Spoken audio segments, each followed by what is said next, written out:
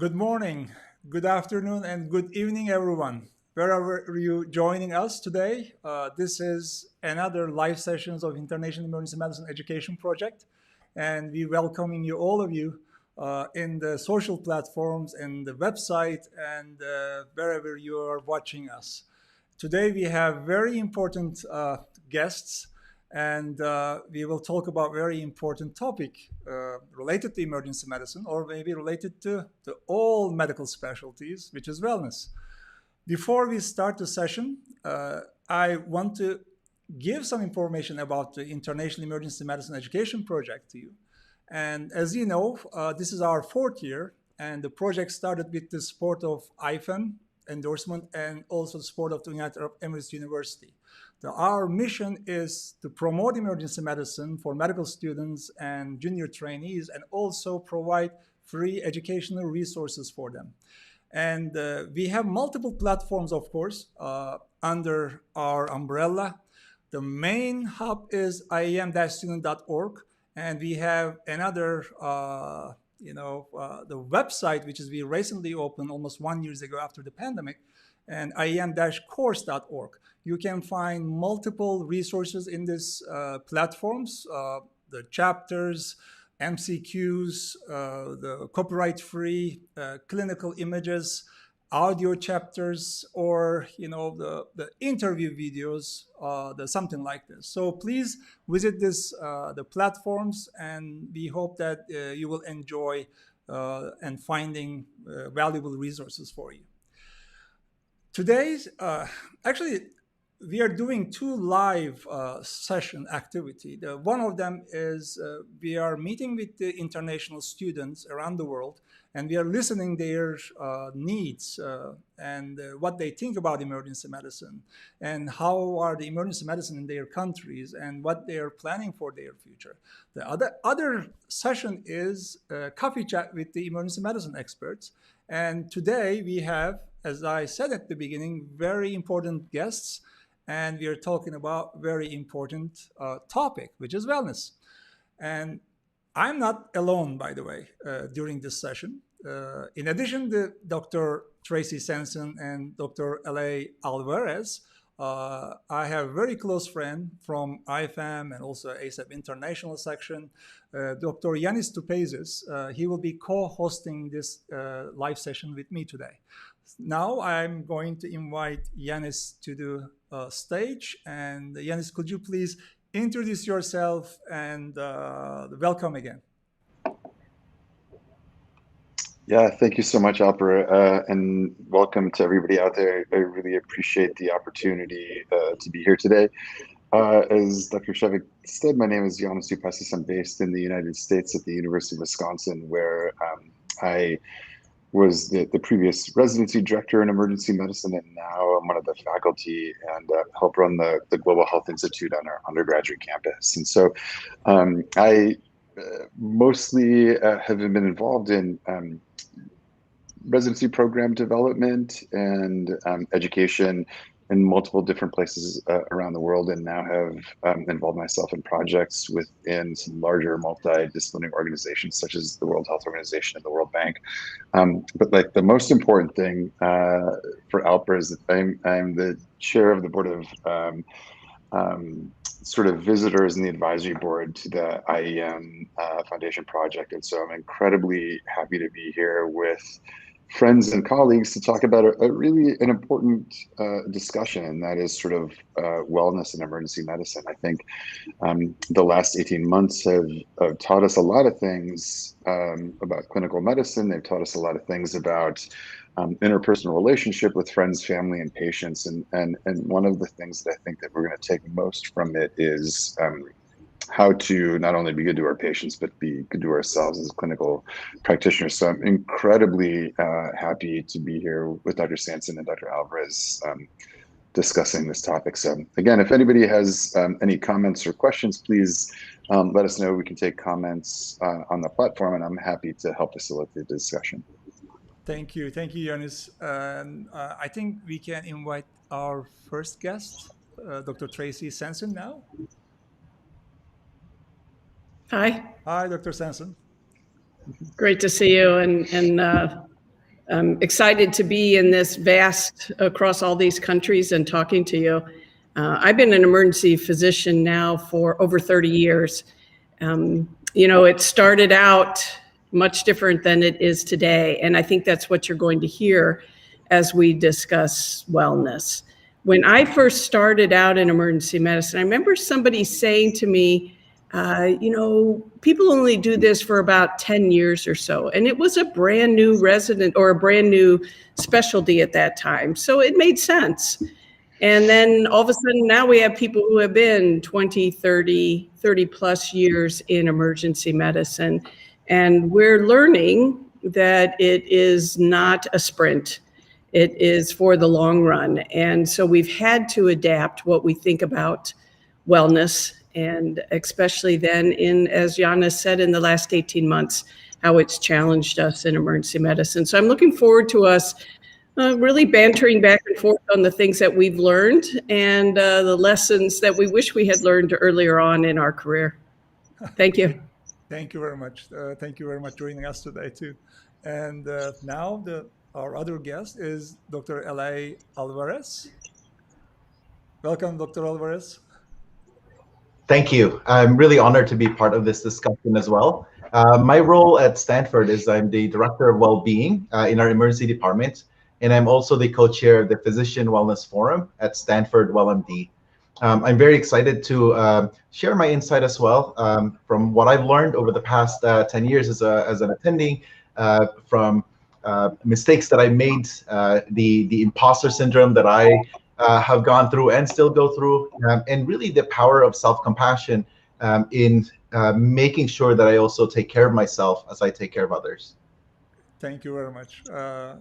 It's going to be, very fruitful sessions. It looked like this now. So we have a lot of experiences, of course, all of us, and probably our audience, if they're watching us now as a live, maybe they can share some the other, aspects of the wellness maybe with us, and we can enrich the discussion. Before we start, actually, maybe I need to inform our audience. So we are streaming this event in the social media, and of course we expect the questions related to this topic, and of course the level of the discussions we are expecting to be in a good quality in the social media platforms also. So if you pay attention to this, we will be very happy, and as best as we can do, hopefully we will able to address every question you ask, if there is any, or any topic you open. So we will be happy to discuss them also, if our time permits. So I think we can start now. I think we are all ready. And our first part, it's about your awareness, actually. So when did you become aware, there's something called wellness, and maybe I need this? Is there any, a kind of the moment that you realize that this is important? Shall we start with Dr. Tracy with you? Yeah, I'll jump in there. Throughout, as I was in academics as well, like Janis, and then LA too, is that I really prided myself as an educator that when I had trainees with me, whether or not they were medical students or residents or PA students, paramedics, I would say to them, make sure that you are taking care of yourself, and that you're eating and you're drinking, and that you're going to the restroom sometime during your shift. And then yet I would get home at the end of my shift and recognize that I hadn't urinated the whole shift, that I had not stopped to eat or drink.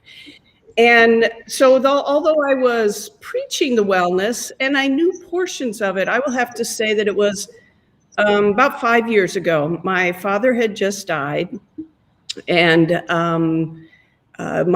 two of my daughters were off away to school. One was about to launch to college, and my mother became quite ill. My husband decided to walk out, and my nephew hung himself. So all of a sudden I was at what I presumed and hoped was rock bottom, because I didn't want to go any further, that I realized quite suddenly that I was not well. And all the things that I'd read, now I was being asked to bring those to bear for my own life, my own career, my decisions to stay in emergency medicine or not. And that's when I began to realize, I think I knew it already, but we have so many of these trite statements like work-life balance, or for women, you can have it all. And pretty quickly you realize there isn't work-life balance. There's work-life integration, where you make conscious decisions about what you want to do with the time that you do have that is free. And as far as having it all, you can have it all. You just can't have it at the same exact time. I mean, you can't be, for example, very early in my career, I was a brand new medical director, newly married, newly pregnant, all of these coming together, and my twins were born premature at 29 weeks. And so all of a sudden, that life that I had thought I figured out could not possibly all work at the same time. And so what I think we need to keep reinforcing is that there's work and life. Figure out how you integrate them. Decide how you're going to control the time that you have. As a trainee, we absolutely understand that somebody else is making decisions for you, how many hours you work, when you work, where you work. But there are times that you have at your own control. And so I think one of the biggest things I learned was being able to intentionally use that time for things that made me healthy. And I know we get you into the buffering, and the buffering can be anything from running miles and miles, or from putting on the TV or the streaming channel and watching show after show after show, or it can be drinking or drugs. There's lots of different ways we can buffer, but what I would tell you is to start intentionally using the time that you do have in life that's not controlled by somebody else. And I think as this goes on, we'll talk about some of the other life lessons that I learned when I hit rock bottom and then, climbed back out. Thank you. Great story. And you, Dr. Eli? Yeah. Can I also just take a moment to acknowledge what we just heard here? We heard Dr. Sanson telling her life story. And I think over the years, I've learned how powerful that is to have a leader, especially a leader in emergency medicine, who's done so many great things, to also acknowledge their fallibility. I think that is a very important aspect of our role that we can also share and normalize the many challenges that we all go through. So for me, my story is that when I graduated from residency, I wanted to work in a place that's super busy. So I work in then the second busiest emergency department in California. I became the assistant medical director on clinical operations and quality and patient safety, but really my goal was to make things better, faster, more efficient. Unfortunately, in that work, I caused burnout. I caused burnout to people like Dr. Sanson, who has been going through their lived experience that I may not be aware of. And so there's also the challenges of the system that we're working with and trying to align that with how we take care of ourselves. So over the course of the years, I realized that I can make a lot more impact teaching. So working into academics, working with learners, the residents, the medical students, to hopefully help change the system for the better without necessarily focusing just on metrics. And even with that, I saw firsthand the impact of making things better, faster, more efficient that is not really compassionate to the end user. So I saw the residents experiencing burnout. And this is just not unique to one institution. This is across the country as we're talking about our own well-being. And then I think what you'll notice is that over the years, I'm pivoting roles, adapting, as Dr. Sanson was referring to also understand like my purpose, my motivations, things that are very interesting for me. So now I've taken on the role as a director of well-being with a focus on design thinking to hopefully, again, work on those systems issues that I still truly believe need to be better, faster, more efficient, with the specific also intentionality on addressing the end user, which is us, the learners, the medical students, the residents, the faculty, and the rest of the staff in the healthcare system. Yeah, amazing actually. The addition. Yeah. Do you have like, I mean, one of the things that we often struggle with is, wellness tends to be like this big lumped term that encompasses about a million different things for a million different people. And so it's a difficult topic to sort of bring up, especially in a broad group of learners, right? Wellness might be different, like in a student in the first year of medical school versus somebody who's a year from retirement. And so I was wondering whether or not, could you guys articulate, like, what does wellness actually mean to you? Right? Like, we were trying to sort of achieve wellness, but like, could you sort of define that and sort of tell us what is that to you? I'm going to let you start on this.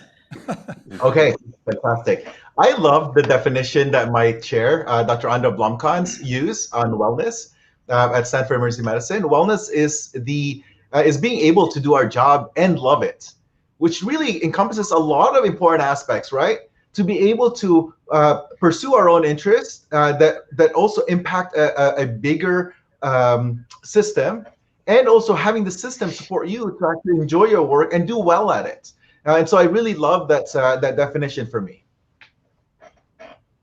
Yeah, I've had people ask the definition and even have struggled with writing some articles about where do we start. And I think you pretty much realize that it's very individual. And depending on where you are right now, it may be getting out of bed. It may be breathing. It's one step at a time that's positive. If you're working in an institution where you know what the expectations are of you, where you feel like you're affirmed, and where you feel like you have a direction, you're having an impact, those are all incredible feelings. And you can be moving forward positively every patient at a time, every shift at a time, feeling like you're having an impact, that the essence of who you are as a physician, both your medical knowledge as well as your compassion and character, are being used each shift. That's a great feeling. Unfortunately, depending on where you are in life and or where you may be working, and as a student or a resident, sometimes it feels like you're even further down in the hierarchy there. Sometimes it's very small little steps, like wanting to get up and go to work. And then at work to feel like somebody knows your name. And then when somebody knows your name, to feel like you're actually having an impact. So I don't think there's a specific phrase or term or definition I can use. What I really think it is that positive feeling that who you are, the essence of who you are, matters. And that at work you matter and you're having a positive impact. I like that a lot. And also it highlights that there's no one size fits all to address well-being, and also there's no one size fits all to address burnouts. And so I think I really like that definition that you've created, Dr. Sanson. Yeah. Is there... I remember having a conversation, again, this is sort of one of those accidental mentoring sessions that you have with the resident, and they sort of are peppering with you questions. And one of the things that they came away with, and I didn't even realize that I was saying, that I was just like, at one point in time in the conversation, I said, I love my work and I love my job, but like, I love my life more, right? Which encompasses the totality of everything, right? Like my friends, my family, my existence, my everything. And so, they said that was the most, again, it was sort of an unintentional piece of advice. And, obviously work fits into that. That's that work-life integration that Dr. Sanson was sort of talking about. But, it is, it's an interesting, I was like, of all of the things we talked about, that was the one thing that you took away. resident focus. I was like, okay, all right, fair enough.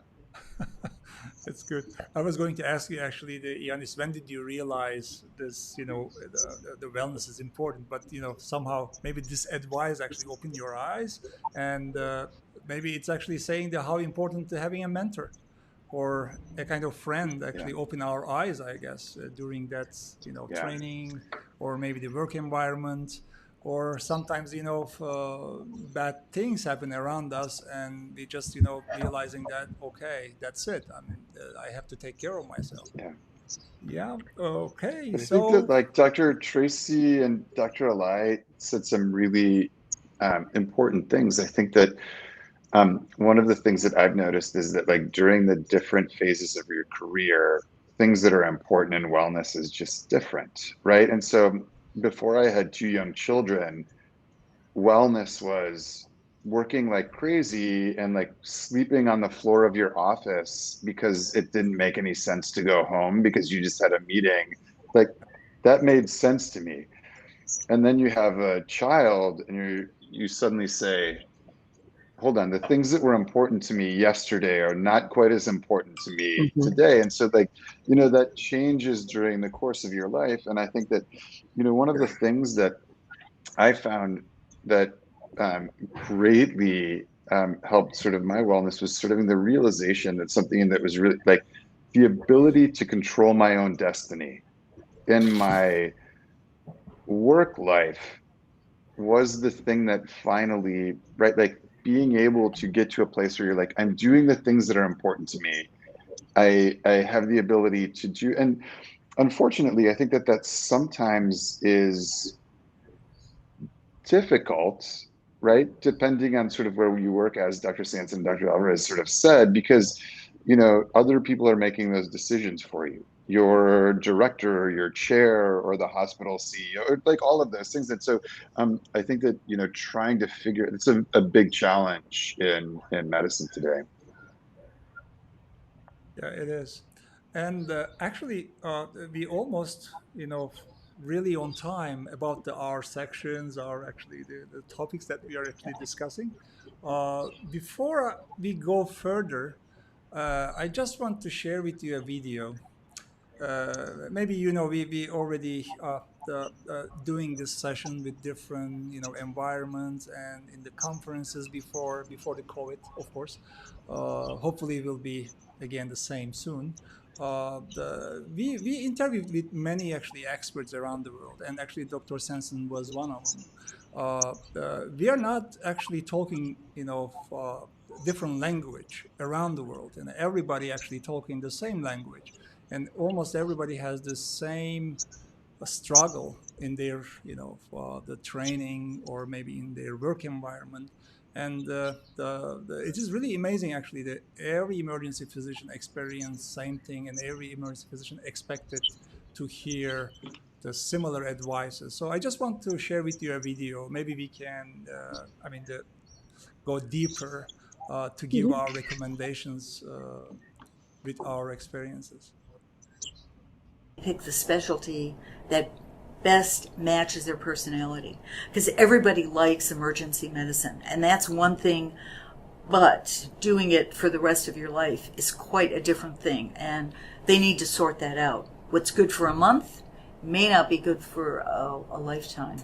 Patience and persistence. I'm like, I'm an emergency physician. That doesn't fit. He said, no, really you need patience and persistence to get things done.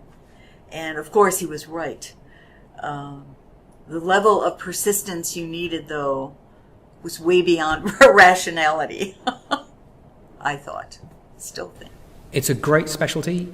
The best thing about it is whether you can survive and thrive in an environment which is chaotic to other people, but has got so many things going on which you'll never be on top of. You'll always be learning, and you'll be working within a really wide group of patients and staff. So if you're a social person who likes complexity and uncertainty and decision making, and some days doing amazing things, come on down, see if you love it. What advice would you like to have been given when you were starting your career in emergency medicine? When I started, it was just like, go work.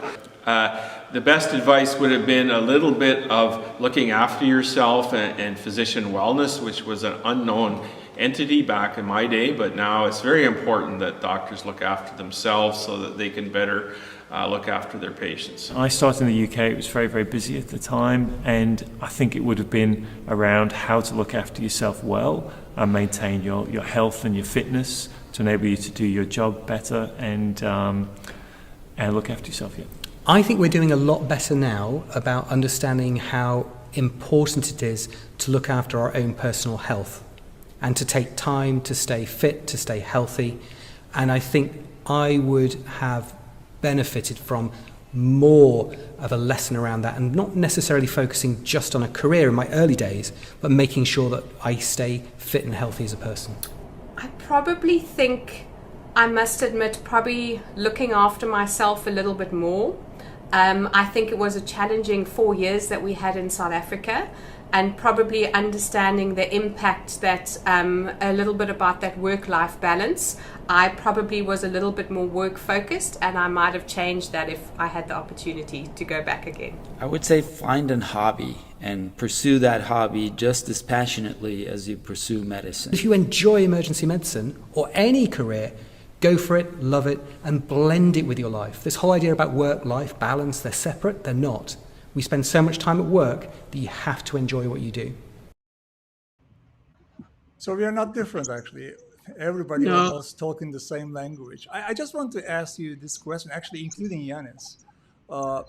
Did you get any proper structured advice during your training or in the medical school?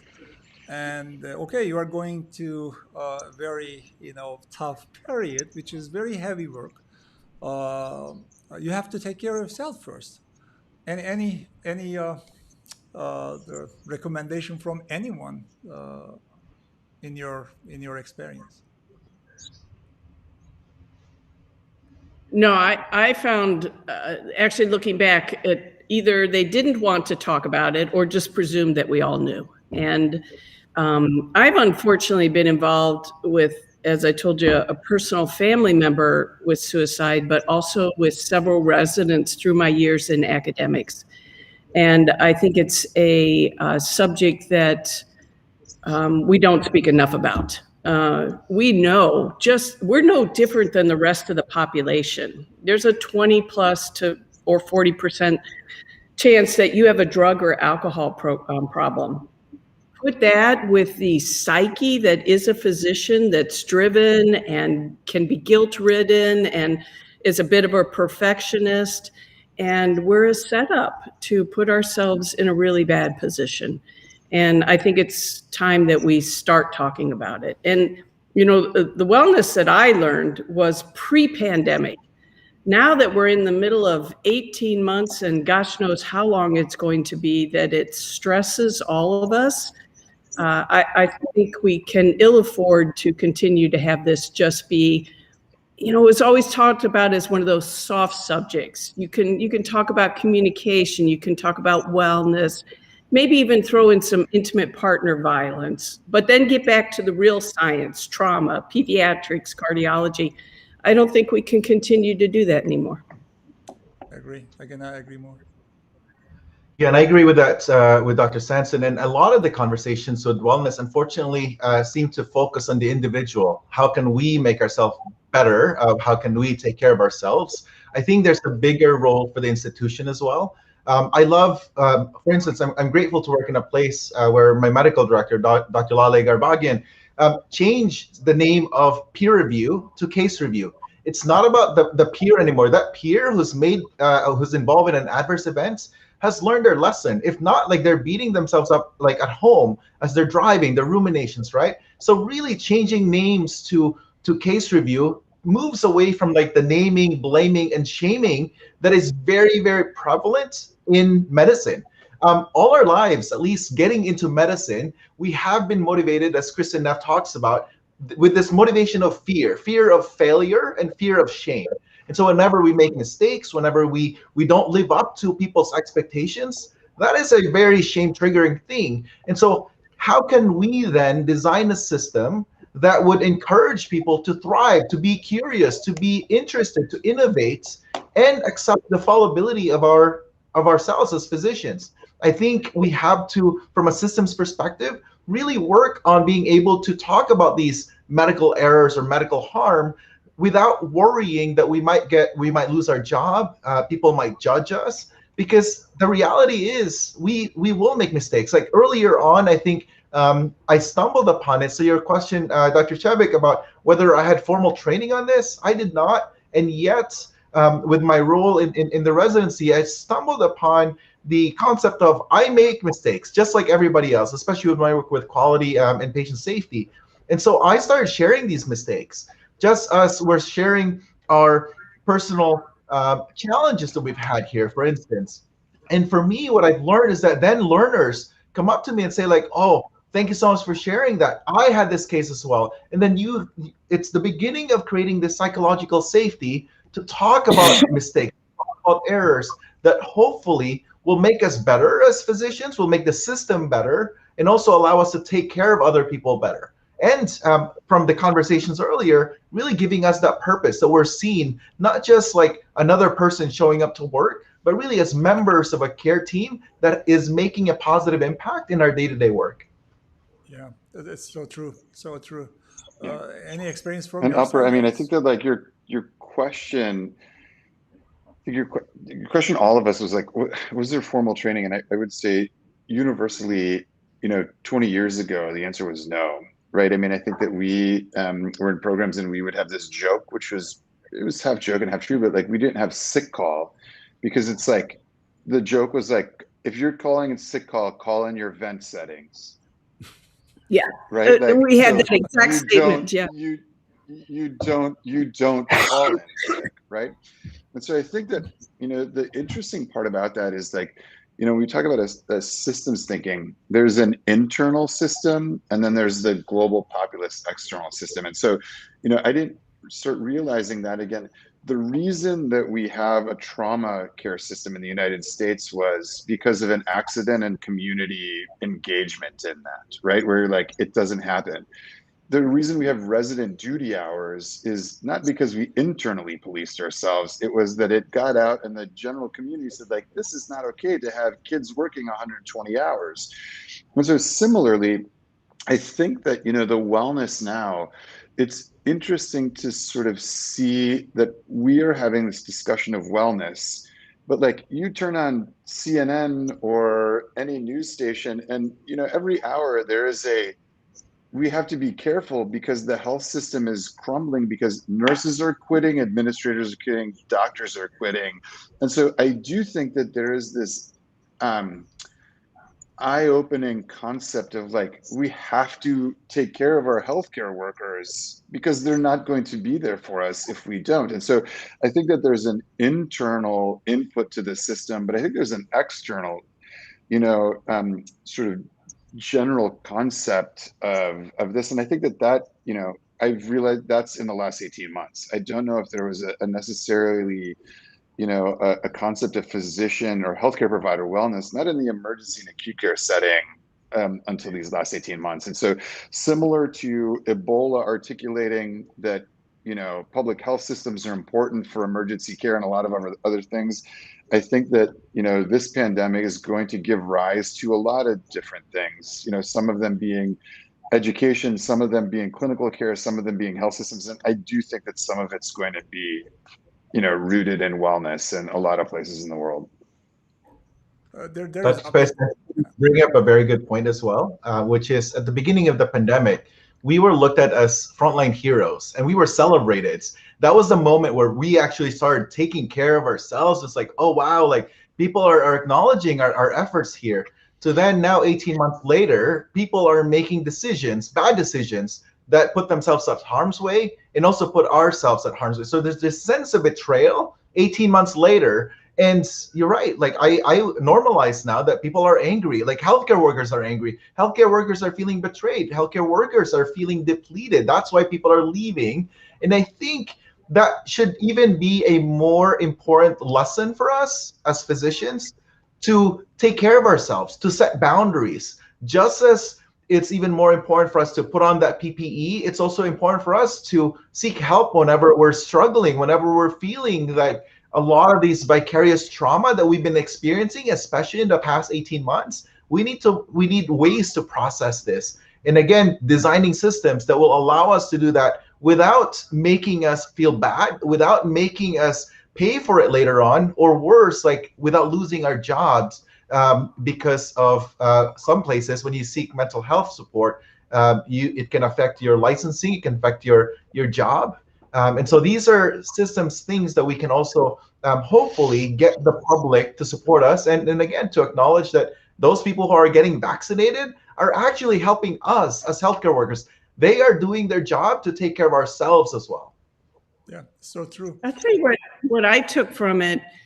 I'd like the systems to come around and help us.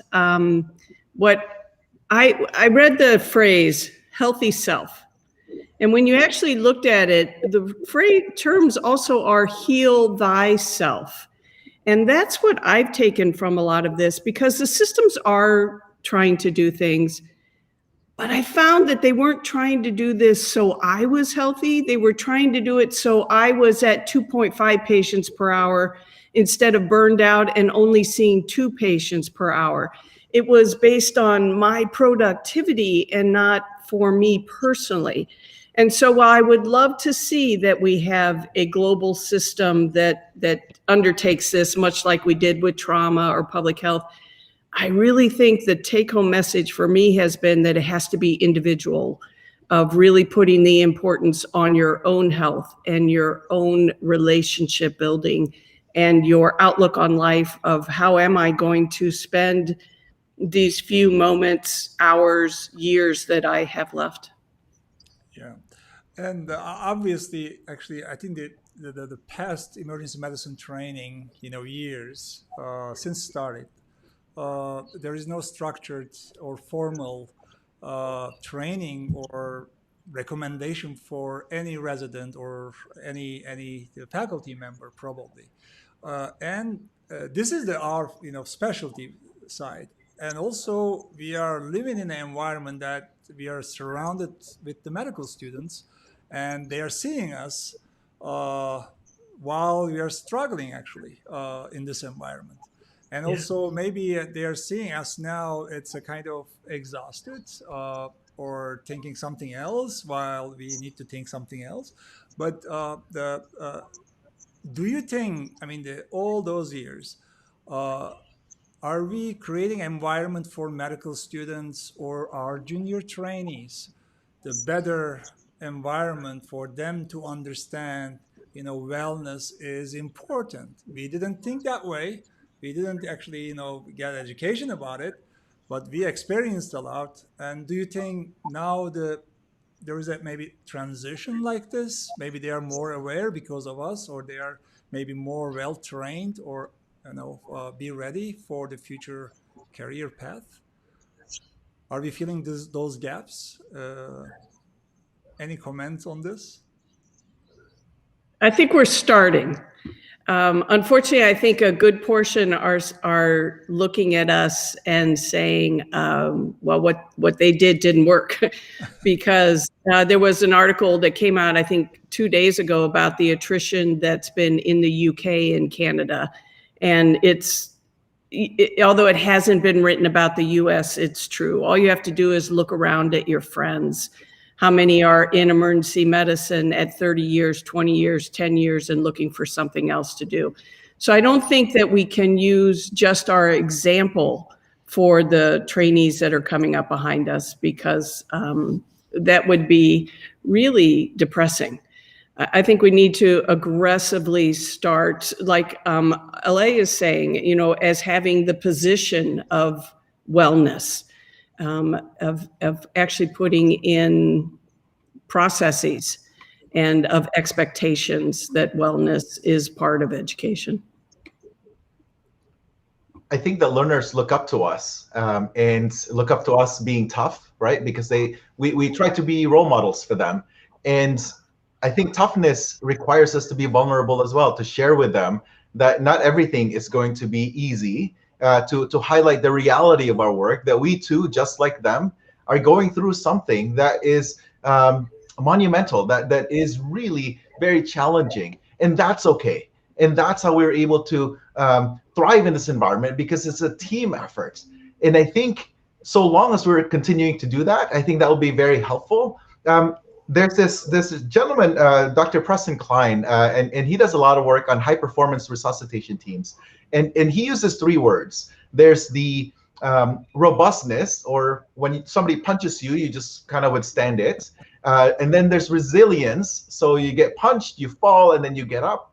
And then there's mindfulness, which is, you know, you're about to get punched. Why not just like duck away so that you can actually avoid being punched? And I think the learning here from being able to show our toughness to our learners, our residents and medical students, is that we don't have to be robust all the time. We don't have to be resilient all the time. We don't have to be mindful all the time. And so we can learn to develop each of these skills in order for us to adapt better. And I think part of that is really learning how to take care of ourselves. Alper, I think that, like, the answer to your question, I think I'm an optimist in this sense. And so I'm an optimist for a few different reasons. So I'm an optimist that, like, this is being discussed in the medical student setting in many different forums. It is being discussed and implemented in training and fellowship programs that it wasn't 20 years ago. And the fact that we are sitting here discussing it right now, again, sort of articulates that these things are being discussed, and the fact that, you know, Dr. Alvarez has a faculty position focusing on this at a premier academic institution in the United States, you know, articulates that even more. You know, I also, you know, want to put out there to the learners that it is an interesting, obviously it's an interesting time to be in emergency medicine, but it also is an opportunity. And so when I talked about earlier about sort of coming to peace with wellness, about being able to control your own destiny, emergency medicine is much more of a specialty where you have the ability to control your destiny. While this is more in more advanced health systems such as the United States, Canada, UK, etc., right? I mean, I think that there are opportunities. There is academia, there is a faster pace, there's a slower pace, there's the ability to move to different positions, which, you know, a lot of times I talk to my friends that are in different disciplines and they're like, I have a pediatrics practice that I own, and like, I don't have a choice. Like, I made this decision 15 years ago, and no matter how much I don't want to do this, like, I have a business, I have patients, I have sort of a legacy, and there is no mobility. You know, the emergency medicine practice, you know, maybe Dr. Sanson could talk a little bit about it, but like, I mean, you can go, I cut down to part-time. I work with these non-governmental organizations part-time. I do a shift in the community, which I enjoy incredibly part-time. And so, you know, it's not the career that it was 15 years ago, but like, that is by design rather than by happenstance. And so I think that there's not a lot of careers or not a lot of disciplines that you can do that. And so I do think that, like, my, you know, discussion with the people that are on the calls is like, I do think that there is a much bigger focus on this, and there also is the ability on the back end to control that a little bit more, like Tracy said, sort of from an individualistic perspective. Yeah, thank you. You know, it was interesting on Facebook today on EM Docs. Somebody had written that he was 33 years in practice and was thinking of stepping back. And actually, he was talking about it from a feeling of loss. And I understand that for those of us that have been doing it for decades, this idea that this is who I am, how can I step back from this? And I'm telling you, within hours, I've lost track. I think I had read through 300 some of them, 300 some fellow emergency physicians with heavy thought of this. I do hyperbarics, I do this, I do that, I do overseas, I do mission work, I do critical access, rural, I teach medical students, I teach paramedics. And I think that's what I've taken away from a couple things is that, yes, we can wait for a corporation to make it a better place for us, but I think there's things you can do individually. I will tell you, I think sleep is huge. if there was one thing I had learned as a medical student, I wish it had been to focus more on sleep. And there's a great book out there by Walker called Why We Sleep. I really recommend that. We don't have time to go into it, but sleep is important. Secondly is to figure out, what is it that makes you? Yeah, I bear the title as an emergency physician, but even the four of us that are on here, if we had time to sit and say, what is it that you like about it? What is it about it that's you? We'd be all over the place. So figure out what it is for you that's particular, and then start shooting for that. Emergency medicine is not solely one patient at a time in an emergency department. And I think if we can creatively look at it like that, then we can open up our eyes to what fits for us and what fits in whatever situation you're working in. And then the last thing, because I don't know if we'll bring it up, and this is just, I think, so incredibly important. What I learned through the years is the importance of relationships. And unfortunately, we let those go when we're in medicine. We quit hanging around with the people that we went to high school and we head off to college. And then when we get to medical school, we leave behind our college friends. And then we leave our residency friends behind when we start building and being and achieving, all those things that you do once you're out of residency. And when you hit rock bottom, which, you know, statistically you will at some point, it's the relationships that pull you back out. And so I really think there are, and I didn't coin this, but I love the idea, is that there's like 4 groups of friends you need. You need somebody that you look up to, your mentor, you know, a chair that you emulate. And it doesn't even have to be somebody that's alive. It can be books that you read or podcasts. So someone you look up to. The second is, who's your tribe? Who's your friends that when you're ugly crying are going to drop everything and come see you? Or the third are the people that are so close with you that they would actually, not that you want them to, but they'd be willing to die for you. And those are folks that you have invested in. You were there during their times of pain. You were there during their times of joy. And then who's the fourth group? They're the people you're bringing up behind you. I think when you have these kind of robust relationships around you, then you see the world differently. And you have people that can support you, whether or not you're riding high and making a decision on a change in your career, or you're at a low point and trying to decide if you can get out of bed that day. So those are the things that I personally learned, and that I think individually, as we wait for the rest of society to fix medicine around us, can really be helpful. Yeah, it's very, very nice recommendations, actually. Now I was actually going to... I agree, and agree. Yeah. There's definitely a lot of pearl from that one. I wish I was like starting to write that down. What I really got as well is I want to just like follow up with the idea of identity that Dr. Sanson was referring to. When we start identifying with our work as our true identity, then it's a lot harder for us to let go and to explore many other options that are out there. I think it's important to understand that the life and work are 2 different areas that we can also thrive in. Today, so far, we've been talking about work-life balance, work-life integration. In the book, Designing Your Life, I love the framework that they provide, which is really understanding it in terms of buckets or gauges. There's the work gauge, and how well you want to stratify that is individualized to you. But also, it's important to understand health, that sleep is included in that, eating, and all of these other things that promote health and well-being. Now, the next one is love, which really highlights the relationships that Dr. Sanson was referring to. And then there's play. I love this concept because it also empowers us to take on roles in understanding, in my calendar this week, am I satisfying my work bucket? I'm sure a lot of us are satisfying a lot of that. But am I satisfying my health bucket? Am I satisfying my love bucket and also my play bucket? And I think that's another way of looking at things and planning and also taking care of ourselves. Yeah, it's I Yeah, love really. it. I use it this past weekend.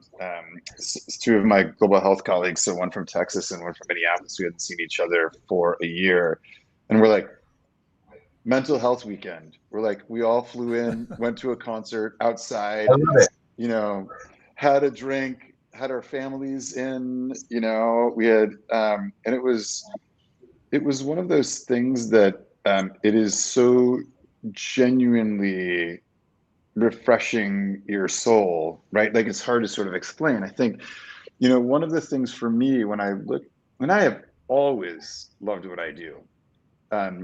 This last 18 months, I think, has been challenging for us in the local and the global setting. And I think that the reason is that, um, A, we've never had the world or a population have such a big opinion of what we do or how we do it, right? The 4 billion people on Earth suddenly have an opinion about vaccines or distribution or immunization strategy, which, you know, is one thing.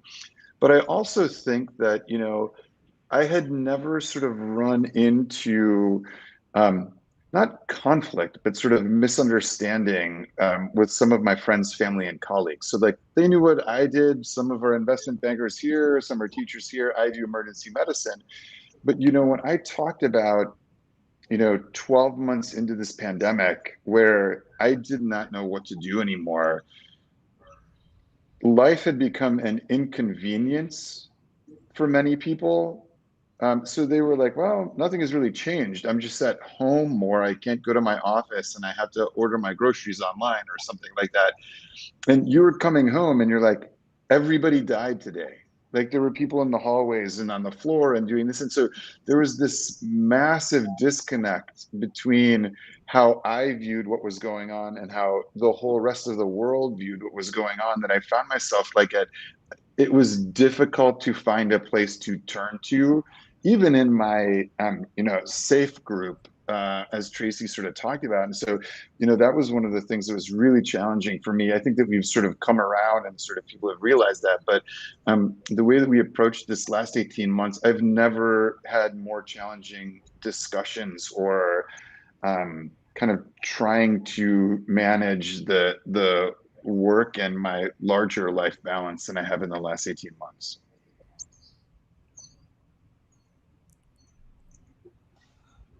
All right. yeah. Good for you, by the I way. had this discussion with someone else the other day about I've never been this surrounded by death before.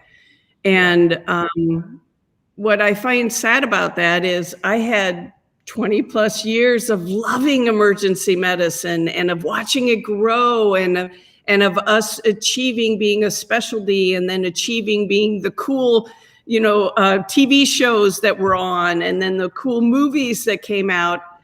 I want to acknowledge that as a medical student and a resident right now, this would be incredibly difficult. And so what I think it goes back to what the four of us are trying to say is to take care of yourself, to surround yourself by people who see the opportunity and are optimistic, and to realize that I think if we creatively look at who we are and how we do medicine, that there is a wide open opportunity out there. But acknowledge that you are in a situation that, other than a physician who was in the middle of a war front, did not experience before. Yeah, definitely. Now I want to actually open a different topic a little bit. Of course, we busy with ourselves, our health, our mental health, as Janis says, and physical health, and of course busy work, the teaching, exams, and clinical, everything are all around us. As an experienced emergency physician, what would you recommend a medical student or junior trainee what they should look for on their friends or themselves to understand they have to take care of themselves now, immediately, and they have to change something on their behavior, on their lifestyle or whatever it is? What are the signs that you can recommend the junior trainees and medical students that they are watching for and they are looking for on their friends or themselves? Uh, are there any clues that you can recommend to them? Dr. Alvarez, you want to jump in on there first? And I have a thought, but I thought you might have something in particular to say.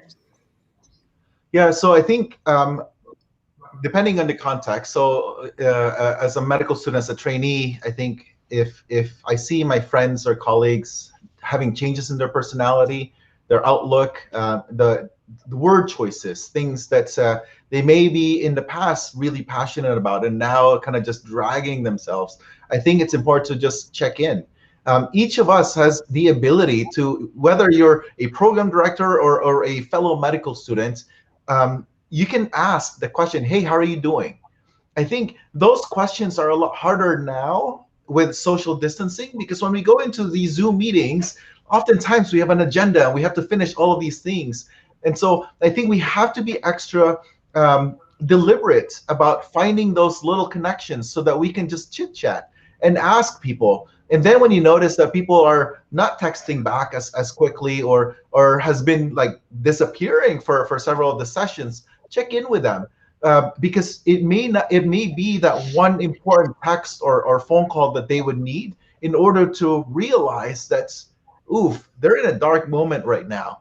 And again, each of us has the capacity to make a positive change in these relationships. I have two thoughts that come to mind. One is to recognize that we protect work. So when you see somebody who is starting to act out at work or withdraw at work, or, you often hear the phrases that burnout, you have cynicism, and then you get to, why does it matter? Just total apathy. Well, just like Dr. Alvarez said, when you start to hear those phrases like, what does it matter? Or does it matter if I'm here? Or people are withdrawing. We know that when it starts to impact somebody at work, they have probably and most likely already blown through their family, their finances, their community, and their spiritual life before it starts to impact life at work. So I would tell you, I think we have a moral obligation to say, and it doesn't, everybody's like, wow, I don't know what to say, or what if I say the wrong thing? When somebody is in a rut, you can walk by and toss them an email or a quick text that says, hey, how you doing? And it'll probably be enough to pull them up and out of that rut. If they're 6 foot in under, like something significant has happened recently, still your email or text or passing them in the hallway is probably enough to make them realize that somebody cares about them, and maybe they'll reach out. But when you're in that abyss, when you're down and it's deep and it's dark and the walls are dark, you need somebody that's going to crawl down in there and sit next to you and say, hey, you doing okay? I've noticed this. And I remember when you were excited, just like Ali said there, when you were excited about this. We have an obligation, I think, to reach in and try and help people pull out from where they are. So I think it's a change in behavior. It's not connecting anymore. You may notice things like not showering or, no longer being interested in things. But I would say don't wait till it gets that far. Be someone who believes in relationships and believes that you have a moral obligation to help the people that are around you.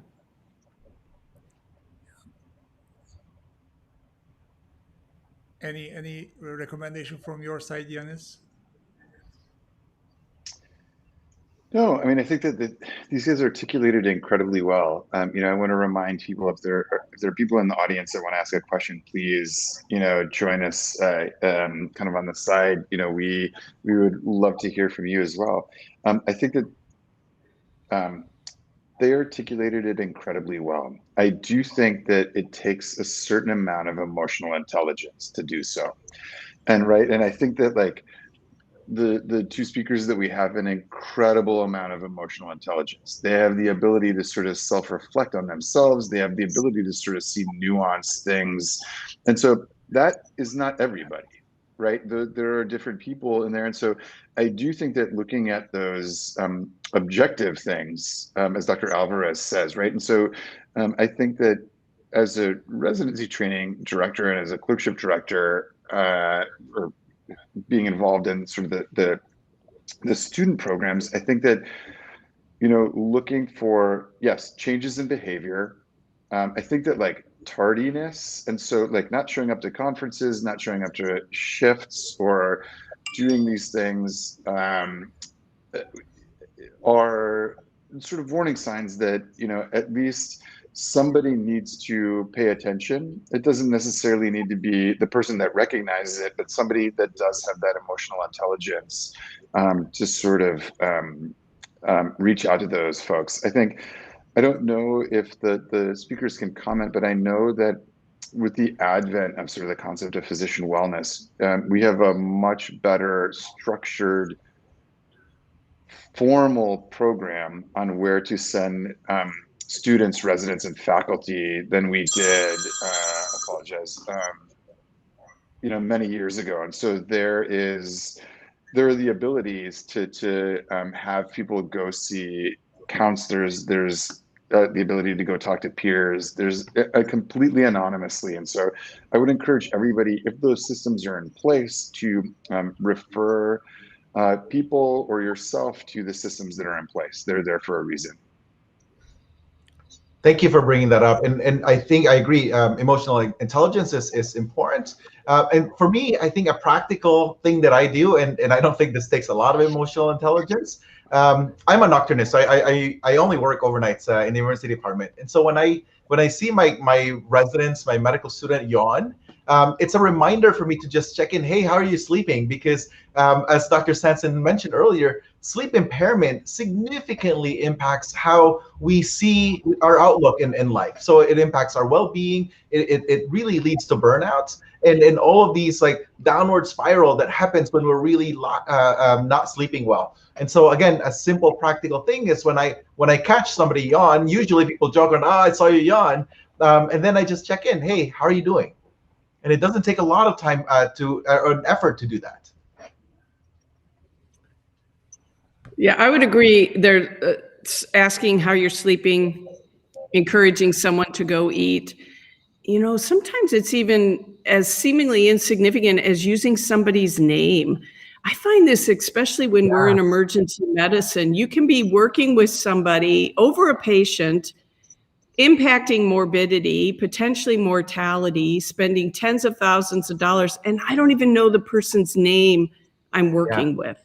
So that's where, you know, one of the foundational things for us is, do I matter? And one of the ways I matter is by my name. And so I think you can start at that level. You know, how are you doing? Using somebody's name, checking in on them. How are you sleeping? I know we both sound like a little bit of a broken record here, but that was a key learning for me. You know, you have so many hours in a day.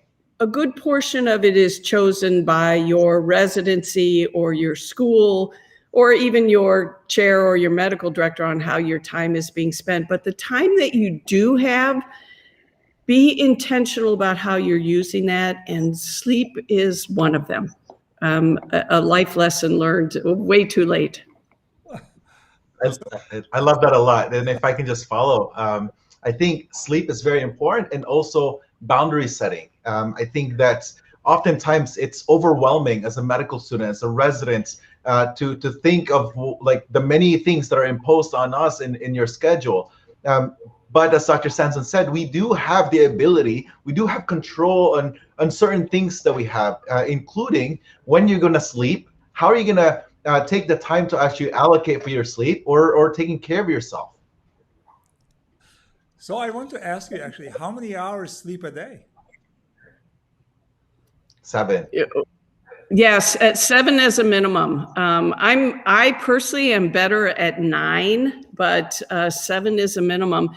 And when you read the books or start looking into literature, the people have always said, oh, I get by on 5 or so. No, you don't. I think 7 is a minimum. It impacts your ability to retain knowledge, your future risk of dementia, Alzheimer's, your body weight, your outlook on life. It really becomes one of those that setting boundaries. And I know this is really difficult, especially if you're young in your career, because not only does somebody else own your life, but there's probably a pretty good chance that you're starting a family. And when you start adding children into it and the expectations as the parent, it has to become something that you are really intentional about protecting. There's a quote that I like, which is, you don't have to set yourself on fire to keep others warm. And so I think that the idea of really self-care and self-compassion plays into that a lot. Actually, there are multiple layers or aspects of the wellness, and probably we cannot touch everything. But one of the most common feedbacks we are getting from our trainees, particularly from the medical students, about the shift work when they come to the clerkship, and the most of them saying that it's actually destroyed their, the balance, which is, as expected. So I know there are many things we can touch about, wellness, but because we start with the sleep, so I just want to maybe continue with the other recommendation, particularly help the medical students to cope with the shift work when they are in the emergency medicine rotation or clerkships. Do you have personal recommendation or the processes that you follow to do, the best shift physically and mentally, of course? Sleep is one of them. We understood that everybody should sleep well enough before you do anything in the emergency department. Are there any recommendations? Exercise is what saved me. I mean, I think that I'll be perfectly, I was an athlete in college, and so as I transitioned out of it and we had children, I went from 5 times a week to 3 times a week to 0 times a week. And so I found myself just feeling sluggish, and I found a routine, especially before overnight shifts, where it's like caffeine wasn't it. I would just basically exercise, an hour and a half before my shift, and I didn't need any caffeine. And so I think that, engaging in a active lifestyle, that probably doesn't work for everybody, but that's what worked for me. And I found myself being able to recover much, much, much, much better. I think it's recognizing that it has a definite impact on your body. There's enough literature out there that circadian rhythm disruption is an equal risk factor for heart disease, for diabetes, for impacting the longevity of your life. It makes us immunocompromised in so many different ways. So there are things that I think you need to do. One is gutting your way through it isn't going to do it. So figure out a pattern. If it is exercise before your shift or after your shift, having a dark room, having blackout curtains, putting in earplugs, having your family recognize that if you're coming off a night shift, you're going to need anchor sleep. And then if you're going back to another night shift, you're probably going to need a couple hours before you go in. So is like Dr. Alvarez talked about, setting the boundaries of I'm on night shifts now. There are other things that once someone else is not making your schedule, which as a medical student, someone probably is. As a resident, less likely, but definitely as an attending, now is when you have to decide how many shifts are you going to work? What kind of a rest of a life are you going to have? Is it worth killing yourself to buy that boat or that another 1,000 feet on your house? Because all of these have a long-term impact on you, and then how you interact with your family, and then whether or not you're alive to be able to benefit from it later on. So I think the biggest take-home lesson is to just recognize it has a real impact on you and your body, and that there are very specific steps that you can take. Ali, I see you nodding. Yeah, no, I love all of this. And Jennifer Kanapik, Dr. Jennifer Kanapik is an expert on efficiency and calendar in your life. And I've learned a lot from her, which is, as a medical student or as a resident, you know that you're going to be working on Wednesdays or Thursdays or whenever that is. Or as an attending, I know that in my previous experiences, if I work more than 4 shifts in a row, I'm going to be depleted. I'm going to be tired and I'm going to be cranky by that 4th or 5th shift. And so I deliberately, or I'm very intentional about scheduling that. Speaking of intentionality, then it's also important for us to just sit down at the beginning of the week to look at your calendar. If you know you're working 5 days in a row, what are ways that you can then fill up those gas tanks on your health, your playfulness, your love, relationships? Because I think if you're able to know the schedule ahead of time, then you have more control in that boundary setting, in focusing and allocating the remaining times that you have for yourself. I think I'm going to need to have you come into a call in my family unit, because I have a couple, like 5 different schedules, and I do it old school. So my original one is on like 12 pages. And so my wife, whenever I take that white piece of paper out, she's like, oh no, we're going to have to talk about the schedule. And I'm like, what are you doing on the 3rd October, Tuesday of 2022? And she hates it. But then she's like, thank God that we do it that way, because it gives us the ability to sort of like schedule around and do all the things that we need to do. So like the family life aligns with the work life, aligns with the administrative life. And so, it's really, she dreads it, but she's thankful for the white crumpled up piece of paper, which in fact, oh no, I was going to say it's right here in my bag. Yeah, I have no financial. Go ahead, Dr. Sanson. We have certain amount of time, and this is what I see happens is you start out as a resident, exactly. Somebody's making the schedule for you, and then all of a sudden you get out, and unless you are talking with your family, sitting down and making your own decisions, really, you'll be surprised. 3 years are going to have gone by, 5 years will have gone by, 10 years have gone by. And that's when I hear people say, what the hell happened? I was going to get my MBA. I was going to coach my daughter's team. What happened to my hobby? So this is fascinating. I will ask a group, how many of you have hobbies? And people will put up their hands. And then I say, okay, how many of you have done that hobby in the last month, last year? And really, unless you're an exerciser or a runner, most of the hands start coming down. We let our hobbies go because somebody else is taking and making the schedules for our time. You've got to be intentional about it. And I have my schedule. I already have things that are, they'll probably be canceled now, but I have things that were set up for 2022, 2023. And I've sat down with my girls and I've said, okay, let me know when your schedules are open so that I don't put something else. If you don't do that, decades will go by and you will be bemoaning the things that you let happen to you. Yeah, I love that a lot. And for me, again, I have no financial disclosure, but I share my Google Calendar to my friends.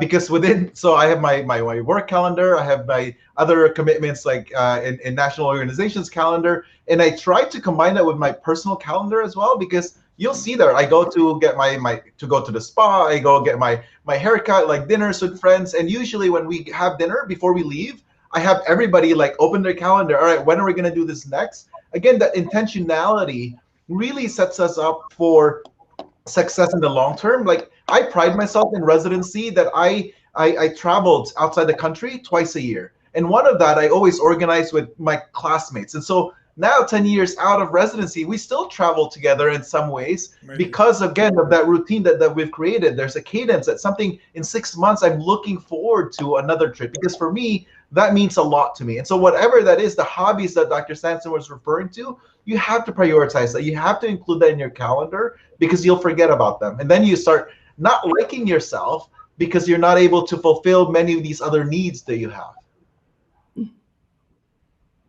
I think the interesting part about what both of you guys brought up too is sort of the concept of sort of both sort of facets of your life, sort of understanding what the other one means. And so, you know, if you're in academics or if you're in leadership within an organization, sort of the administrative understanding, the clinical understanding, the administrative. And so, you know, I, like Dr. Alvarez, shared my calendar with folks. And so, you know, sometimes I would find myself being scheduled for 9:45 a.m. meetings after an overnight schedule, just because they're like, well, it's the only time that's available. I was like, I don't care. Like, we can't, like, that, it doesn't work that way, right? Similarly, and so just being really fair to, you know, people that you work with. So other people that you work with, people that help you administrate your program, your friends, your family, I'm like, please do not, I can't do anything from 7 a.m. to 3 p.m. the day after night shifts, because otherwise it messes the whole entire thing up. And so I once, you know, once got in trouble for scheduling a residency program team meeting at 3 a.m. on a Sunday, kind of to prove a point. But I was like, well, that's when we're available, right? And people were like, that's crazy. I was like, exactly. You know, and so we'll you know, we just kind of, it was sort of done in jest, but it's sort of those things where, like, people, you know, you have to sort of understand each other's times and schedules. But yeah, I value all of the things that you guys have said. It's fantastic. I think Yeah, what's emergency powerful medicine is different. Emergency medicine is not like the rest of the world.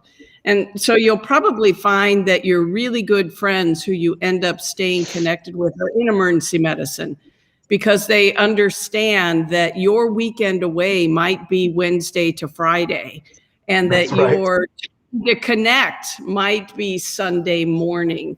But those who are not in emergency medicine need to be taught by us that we're a different breed. That's right. And I think there's also power in the skills for learning to say no. I think that really has, for me, right next to sleep is also the next learning for me, is to be able to say no, because it's very easy to say yes to so many things, especially in academia. And there's only so many things that I can do, and being kind to myself, practicing that and saying, like, you know what, I can't do it. I love to do it. Here are the options. And you'll be very surprised. A lot of it is these are just movies in our head that we have to say yes all the time. People are actually a lot kinder than we give them credit for. And so when you say, I am working this overnight shift, what can we do to make this work? People are then allowed to be creative in finding ways that aligns for you and also align for them. Mm-hmm. Exactly. So I think two things I learned early about the saying no, and I'll finish there, is that what people are really looking for from you is that you fulfill your promises. If you say you're going to do something, they're counting on that, whether or not it's to chair a meeting or to finish a lit search or to show up for a shift. So the two things that I use when I've been given an opportunity, whatever that may be, is first, can I meet the obligation? Can I meet whatever their deadline is? And then another thing I learned was, at some point, sit down and decide what your rock is in life. And then every opportunity that you get either moves that rock positively or it doesn't. And that way you can say to yourself, you know, to be author on this article is not going to move my rock, whatever you've decided that rock is. And then you can say to yourself, I'm choosing not to do it, instead of seeing it as a lost opportunity that maybe would have catapulted you into something. So the two things I use to decide is, does it move my rock? And can I meet the deadline? Because the ability to fulfill your promises, I think, is really important. It is, definitely. I think we touched many things, but of course We we did, cannot yeah. finish, you know, everything in the wellness. I'll do just one announcement, and then I'll come back to this, you know, screen to get your final, recommendations from this session to to trainees? What are the things you think that they should take from this session? So don't go anywhere. Okay. All right. I think we almost come to the end. What we want, if you want to reach the International Emergency Medicine Education resources, please subscribe to iEM-student.org platform. You can find multiple resources for the medical students and the educators, of course. And of course, we would like to see you in the other sessions. But before we, close this session, I think last things we can hear from our guests, starting with Dr. Sanson. What is your, last recommendation from this session to the audience who are listening to us or who will watch later on in the records? What you can recommend? The last thing I would say is to reinforce the importance of you. We spend most of our career being taught how to take care of a patient. And if you're not healthy, if you don't have the basis, if you're not fed and watered and in a safe environment, you're not giving the best care.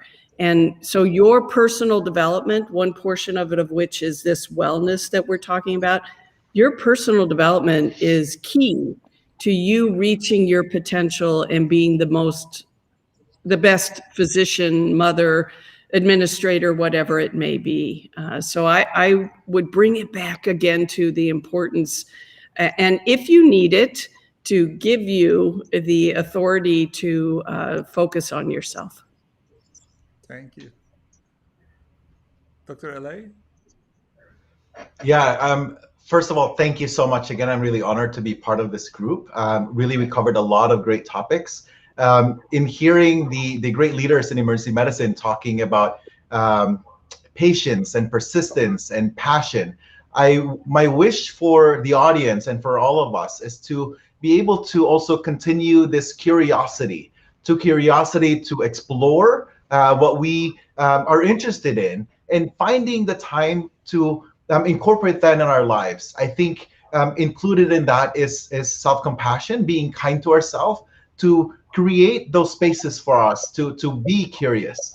And I think for me, at least in my experience, that has gotten me a long way, as opposed to seeing things from an outlook that is a lot more negative. Amazing. Thank you. Janis? Yeah, thanks. I mean, I think that if I would have gone first, I think my comment would have been something very similar to Dr. Sanson's, right? Where it's sort of focusing on yourself. I do think, one of the things that becomes important when we talk to students and residents is for us to make you understand that this wonderfully, insanely great, pleasant, dysfunctional, nutty thing that is life just changes, right? And so how you see your future in your life right now as a first-year medical student is going to be different than you see it as a first-year resident, different than your first-year attending, different. And so there are all of these wonderful things that happen along the way, and that's okay. I think that, you have to take a step back, and different things are going to be different, are going to be important to you at different phases of your career. Know that this is normal. Know that there are people out there at each one of those stages of your life and your career that are there to help you, and know that you're not alone, right? I mean, we are a very, very large emergency medicine family, and truly, we are a family. The way that we do things and approach things, know that we're here for you and ready to help you at any time.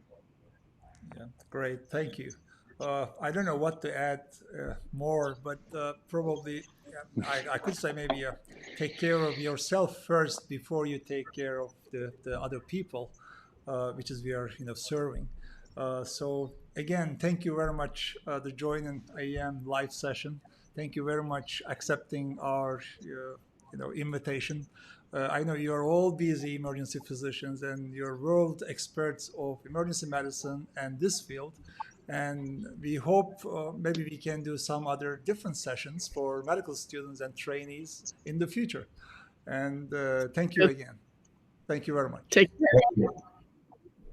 Thanks, Alper. It was great to meet with you guys. Yeah, thank you.